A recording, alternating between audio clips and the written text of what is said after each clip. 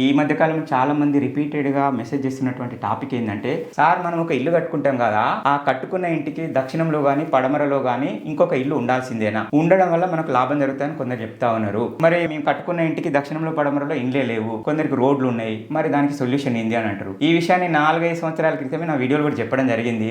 ఒక ఇంటికి దక్షిణంలో పడమరలో పక్కన అదంతా ఇండ్లు ఎత్తుగా ఉన్నాయా, హైట్ తక్కువ ఉన్నాయా, అవి 4 అంతస్తులు ఉన్నాయా, 3 అంతస్తులు ఉన్నాయా కాదు. అక్కడ ఎలాంటి ఖాళీ స్థలం ఉన్నా ఆ ఖాళీ స్థల దోషం మన ఇంటికి రావద్దంటే మనం ఇంటి చుట్టూ కాంపౌండ్ వాల్ ఏర్పాటు చేసుకోవాలి.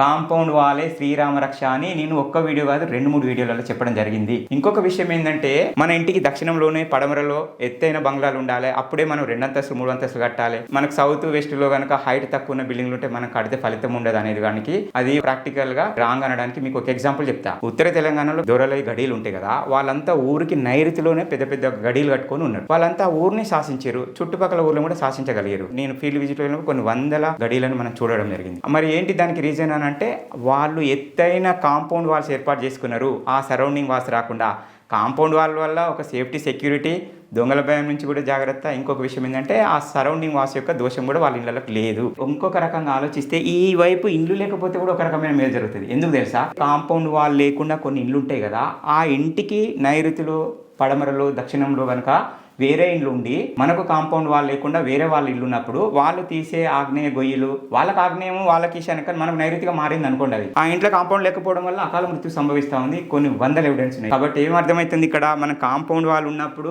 పక్కింటి వాళ్ళు ఏం గొయ్యి తోడుకున్నా దాని యొక్క తీవ్రత తగ్గుతా ఉంది. మన కాంపౌండ్ వాల్ ఏర్పాటు చేసుకున్నప్పుడు దక్షిణంలో పడమర ఇలాంటి ఇండ్లు లేకపోయినా ఏం నష్టం జరగదు. ఫైనల్ గా నేను చెప్పిన టాపిక్ మీకు అర్థమైంది కదా. మన ఇంటికి దక్షిణంలో కానీ పడమరలో కానీ నైరుతిలో కానీ ఉన్నతమైన ఎత్తైన భవనాలు లేనంత మాత్రాన ఎలాంటి వాస్తు నష్టం జరగదు. ఎప్పుడు నష్టం జరుగుతుంది అంటే, మన కాంపౌండ్ వాల్ లేకుండా వారు తోడే గొయ్యిలు, డ్రైనేజ్ పైపులు అవన్నీ మనకు నైరుతులు వచ్చినప్పుడు ప్రాక్టికల్ నష్టం జరుగుతుంది. కాబట్టి ఇండ్లు ఉన్నా లేకపోయినా వాటన్నిటికీ సొల్యూషన్ కాంపౌండ్ వాల్. కాబట్టి కాంపౌండ్ వాలే శ్రీరామ రక్ష.